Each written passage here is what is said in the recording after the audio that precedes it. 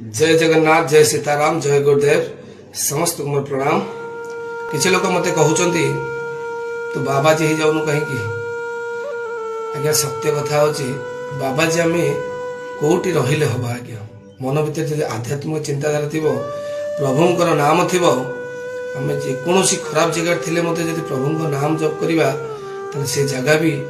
पवित्र हो पवित्र जगह को जाकि खराब चिंता करवा आम से जगह भी अपवित्र हो तेणुक आम घरे रहीकि सन्यासी हो पार ना मठरे रहीकि सन्यासी हवा कि मंदिर रहीकि सन्यासी रहा। छोटिया उदाहरण टे आपण मानक दौची। जड़े राजा कहले सेनापति कि सन्यासी हबार कौन गोटे निर्दिष्ट स्थान किसी अच्छी ना जगह अच्छी ना घरे रहीकि आम सन्यासी हो पार ना कौन मठ बाड़े जाए सन्यासी रही पार। मन भितर एक क्वेश्चन आसला से सेनापति कहले एमती किसी व्यक्ति देख जे मत बुझे पार सत्य कौटी रहिले आम सन्यासी हो पार परिवार भितर रहीकि परिवार बाहर रहीकि। घंच जंगल मझे गोटे बाबाजी थिले तार संधान नेले। सेनापति आसी राजा कहले महाराज जड़े सन्यासी अच्छे जंगल मध्य से ही आमको कहीपर प्रकृत आम सन्यासी कौटी हो पार ना चल जीवा पाखक दिने मनस्थ कले जावाई किंतु सेनापति कहले जीवार किसी नियम अच्छी आम से बाबाजी की देखा करिया कहले आम किसी नियम माने पड़े ना कौन नियम ना नियम यह हूँ जे जीवा कहले गोटे सप्ताह पर्यंत कौन जीव जंतु को आम जंत्रणा दबानी कौन मनुष्य मन को आघात दबानी कौन कीट पतंग को मारानी कौन वृक्षलता को कष्ट दबानी एतिकी कार्य करिया पड़ो सप्ताह पर्यंत एवं रास्ता गला मध्य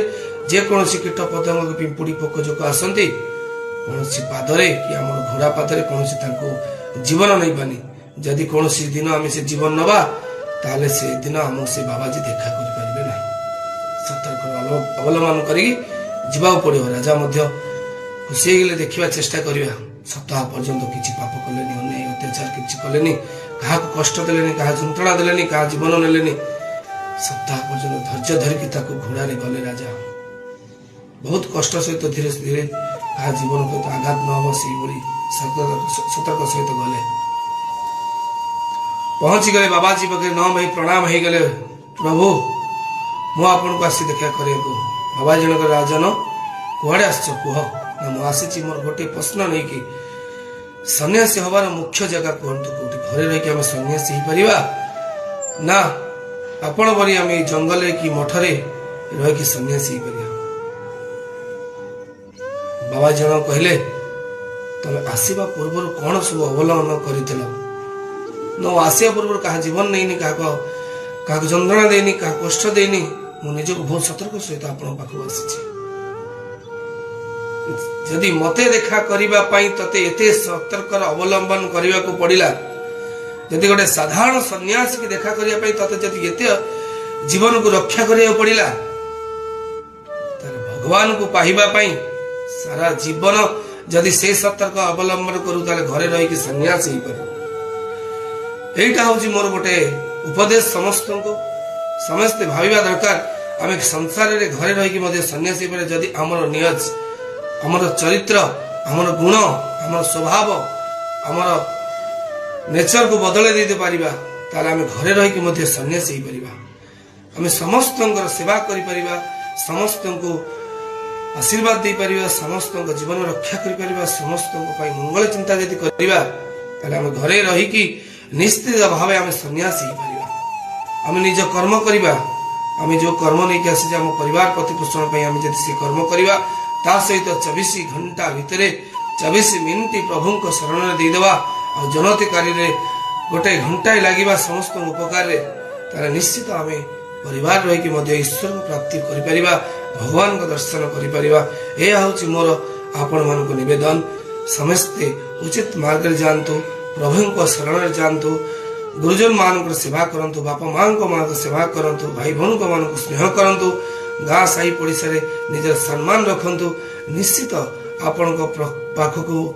भगवान आशीर्वाद समय क्रमे आसी पहुँचब। आमे कौनसी डेउरिया कौनसी कवच पिंधि ईश्वर को पाइबार कौनसी शक्ति नहीं कहार। ईश्वर पाइबार गोटे माध्यम मनर परिवर्तन जदि आमे करदेबा ता चरण रे आम दिन राति नहीं देवा आम निश्चित पाइबा। आपण रास्ता रे जाउचंती जुआड़े भी जानतु आपण कर्म उपर थांतु तांको नाम जप करतु नारायण नारायण नारायण स्वामी नारायण स्वामी नारायण स्वामी प्रति मुहूर्त जप करतु आपण जहा इष्ट भगवान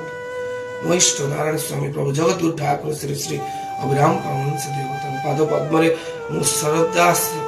सदा सब बेले तांको पाद पद्म रे मु सब बेले तांको चरण बिंद रे मु तांको पई आज मनुआ जीवन टे पाइछि तेणु करी तांकरी पई मु आज मु निज परिवर्तन करिछि। एतिकी मोर समस्त प्रार्थना समस्त सुस्थ रुहतु भल रुहतु। जय जगन्नाथ स्वामी नारायण भव तुम्हें जय सीताराम जय गुरुदेव समस्त को प्रणाम रही नमस्कार।